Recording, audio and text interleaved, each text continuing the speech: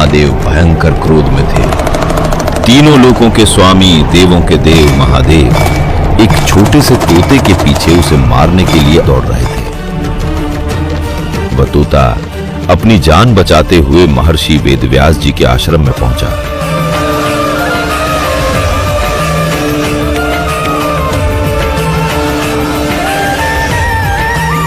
और उनकी पत्नी के गर्भ में सूक्ष्म रूप से छुप गया। पीछे पीछे शिवजी भी वहां आ पहुंचे और क्रोधित होकर महर्षि की पत्नी से बोले, तुम्हारे पेट में मेरे ज्ञान का चोर छुपा है, इसे बाहर निकालो, मैं इसे अभी भस्म कर दूंगा।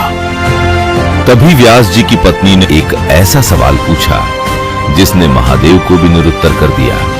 उसने कहा, हे भोलेनाथ, आप ही कह रहे हैं कि इस तोते ने आपका अमर मंत्र सुन लिया है और ये अमर हो गया है, तो फिर जो अमर हो चुका है उसे आप मारेंगे कैसे?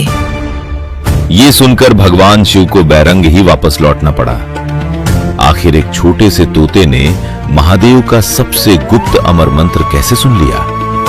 महादेव तो ये मंत्र माता पार्वती को सुनाने गए थे, फिर ये तोते के पास कैसे पहुंचा?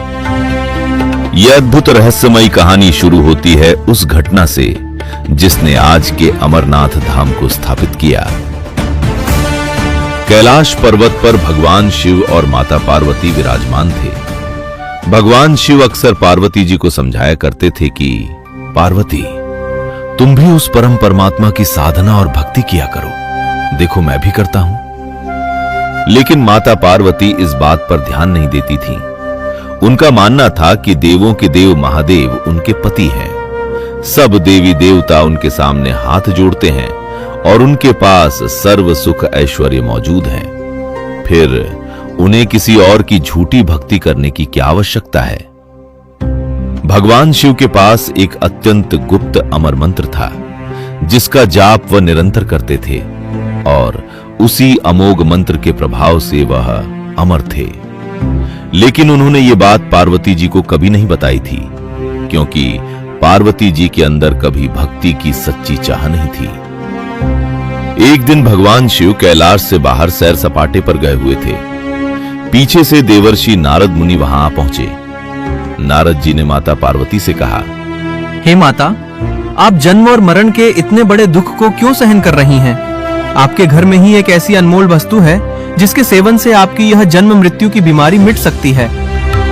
पार्वती जी ने आश्चर्य से पूछा, भाई नारद, ऐसी कौन सी वस्तु है जिसके बारे में मुझे ही नहीं मालूम?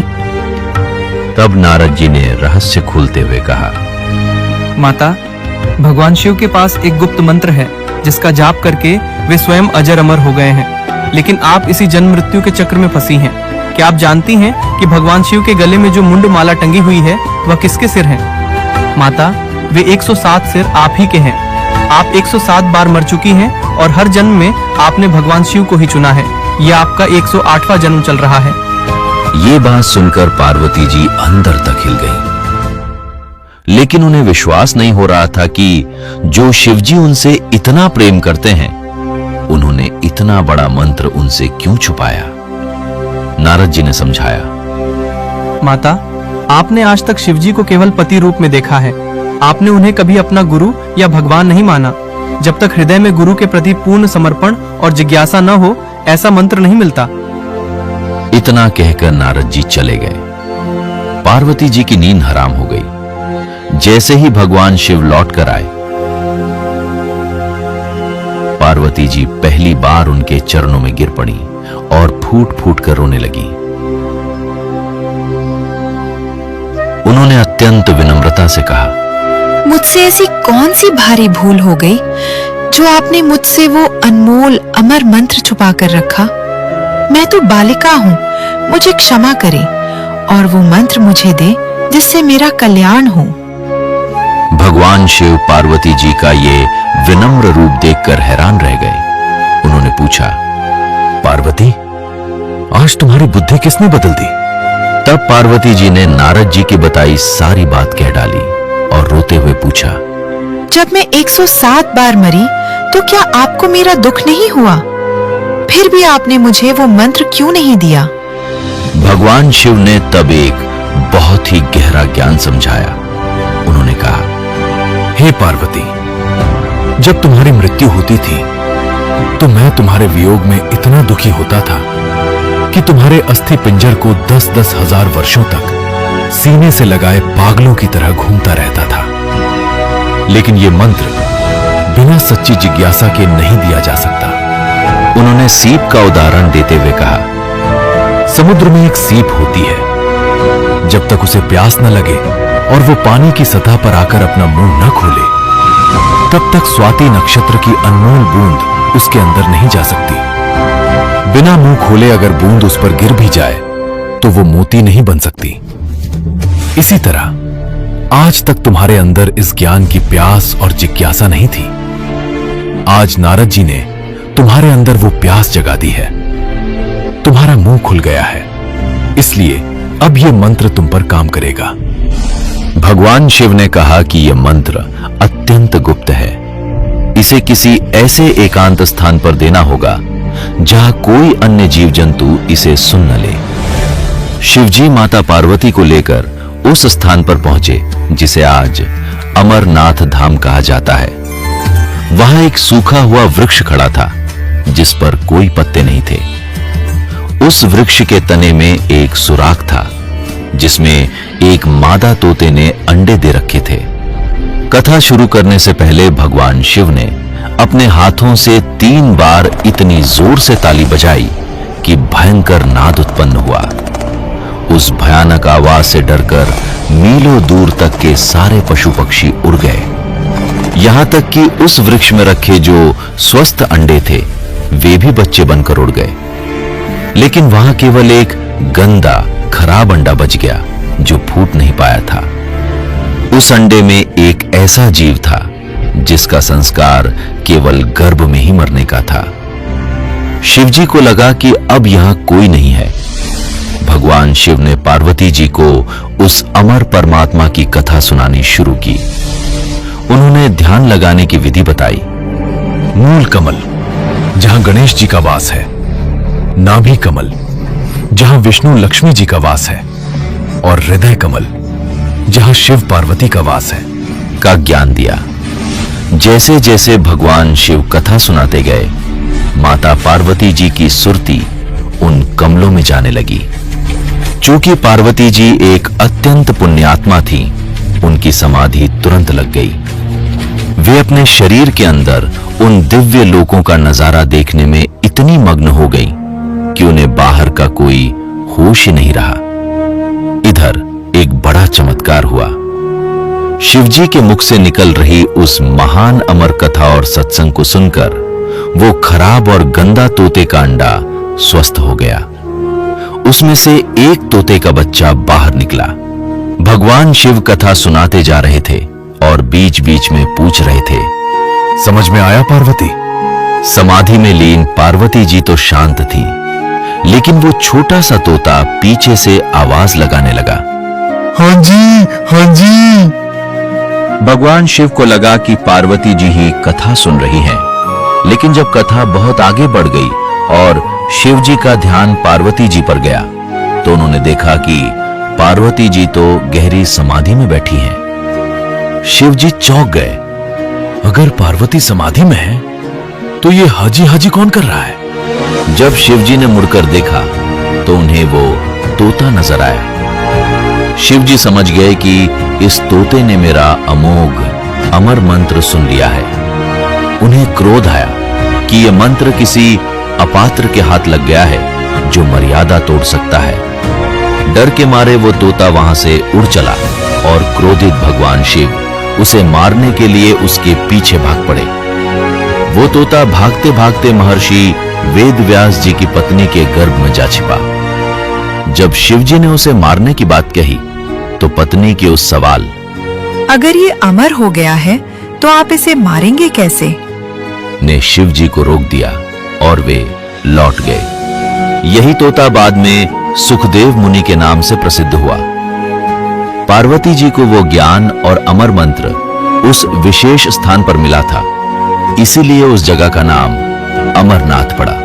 लेकिन असल में पार्वती जी का कल्याण उस स्थान से नहीं बल्कि उस अमर मंत्र से हुआ था। आज लाखों लोग इस मान्यता के साथ अमरनाथ गुफा की यात्रा करते हैं कि केवल उस स्थान के दर्शन मात्र से उन्हें मोक्ष मिल जाएगा। लेकिन वास्तविकता यह है कि माता पार्वती का कल्याण उस गुफा या पहाड़ से नहीं हुआ था, बल्कि उस अमर मंत्र से हुआ था जो शिव जी ने उन्हें वहां दिया था। अमरनाथ केवल वो भौतिक स्थान है जहां ये घटना घटी थी। असली शक्ति उस गुप्त मंत्र में है जो आम तौर पर लोगों को नहीं पता होता। भगवान शिव ने माता पार्वती को जो अमर मंत्र दिया था वो इतना शक्तिशाली था कि जब तक भगवान शिव का जीवन रहेगा तब तक माता पार्वती की मृत्यु नहीं हो सकती। लेकिन ये अमरता भी अविनाशी, हमेशा रहने वाली नहीं है। एक निश्चित समय महाप्रलय आने पर भगवान शिव और माता पार्वती को भी अपना शरीर छोड़ना पड़ता है। पूर्ण और शाश्वत मोक्ष, जहां कभी वापस लौटकर मृत्यु लोक में ना आना पड़े, केवल उस परम पिता परमात्मा की सतभक्ति और पूर्ण आध्यात्मिक ज्ञान, कंप्लीट स्पिरिचुअल नॉलेज से ही संभव है। एक भस्मागिरी नाम का एक तपस्वी था, तमोगुण शिव की साधना करता था और भगवान शिव के गेट के सामने धरना धर दिया। ऊपर को पैर, नीचे को शीश करके सिरासन पर 12 वर्ष खड़ा रहा। एक दिन पार्वती के प्रार्थना से भगवान शिव से कहा पार्वती जी ने कि आप तो देवों के देव हैं, महादेव हैं, आपका भगत क्या मांगता है, इसको देव यहां से चलता करो, इसको समय सुबह सुबह मत्थे लग गई हो यहाँ पर। भगवान शिव ने कहा कि बोल भाई भस्मागिरी क्या मांगता है। भस्मागिरी ने कहा कि आप वचनबद्ध हो जाओ प्रभु तब मांगू। शिव जी ने कहा वचनबद्ध हो गया बच्चा, मांग क्या मांगता है। वो खड़ा हो गया, फिर तो छोड़ दिया सिरासन, सीधा खड़ा हो गया। कहने लगा भगवान आप ये भस्म कड़ा दे दो। भगवान शिव जी के पास एक भस्म कड़ा था, हाथ में पहन रखा था, और कोई भी किसी की तरफ ऐसे करके उसके सिर पे करके नू कह दे भस्म, वो भस्म हो जाता था। इसका खूब पता था भस्मागिरी ने। अब उसने किस लिए तपस्या की थी भगवान शिव जी की कि पार्वती को तो पत्नी बनाऊंगा, भस्म कड़ा लेकर शिव जी ने मारूंगा। जो ही भगवान शंकर ने वो कड़ा निकाल कर दे दिया कि ले बच्चा। भगवान शिव ने न सोचा था ये जंगल में रहता है, अपनी रक्षा के लिए लेता होगा राक्षसों से। भगवान शिव ने ये भी ना पता था तेरा दुश्मन है, भगत नहीं। हाथ में कड़ा आते ही कहने लगा होले शंकर होशियार, तुझे मारूंगा, पार्वती को पत्नी बनाऊंगा। अब जो तेवर बदले दिखे श्री भगवान शंकर जी ने, तमोगुण शंकर ने, और अपने पुजारी की से के, तो भगवान शिव जी ने वहां से फिर कका उठा दिया, 100 की स्पीड पकड़ दी, भाग लिए जोरते। पीछे पीछे भस्मागिरी, आगे आगे भगवान, पाछे पुजारी, आगे और भगवान, और उनका सांग लेकर रहा वहां पे। अब कहते हैं फिर विष्णु रूप में परमात्मा आए, पार्वती रूप में, और उसको कहा भस्मागिरी डट जा, क्यों भाग रहे हो, आप मेरे लिए ही तो प्रयत्न कर रहे हो, रुक जाओ कि पहले मैंने इसका काम कर लेंगे फिर रुकूंगा। भस्मागिरी कहता पहले शंकर ना मार लो फिर बात करूंगा तेरे से। पार्वती रूप में भगवान ने कहा कि देखो आपके पास भस्म कड़ा है, वो आपके पास निकट थोड़ा आ सकता है, और आप आओ मेरे साथ कुछ बैठेंगे, बातें करेंगे। वो डट गया, रुक गया। तो फिर वो कहने लगी डांस करके दिखा मुझे। भस्मागिरी कहता मैं तो तपस्या करनी आदमी हूं, मैंने डांस तो ना करना, तक ना डांस तक करके दिखाना पड़ेगा तब मैं प्रसन्न होंगी। तो उन्होंने बोला करने लग गया डांस कि मैं बताती हूँ ऐसे करो नो करके, और जो से हाथ में कड़ा था वो सिर पर करवा लिया, और कर ऊपर और कर।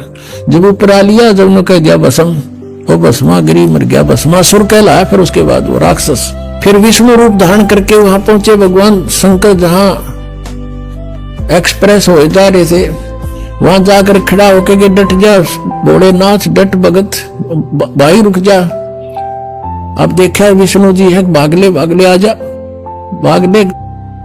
कहा क्या क्यों भाग रहे हो? कि भस्मागिरी ने मेरे से ऐसे ऐसे धोखा कर दिया। तो भगवान विष्णु रूप में परमात्मा थे, वो पूर्ण ब्रह्मा की रक्षा करते इनकी। कहने लगे कि देख वो मैंने मार दिया, ये तेरा भस्म कड़ा रहा, पकड़े ना जच्ची उसका, कि उसका तो बहुत भयंकर रूप विकराल रूप था, वो मुंह कैसे दे दिया कड़ा।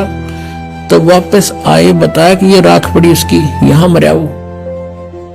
तो भगवान शिव जी का कलेजा ठंडा हुआ।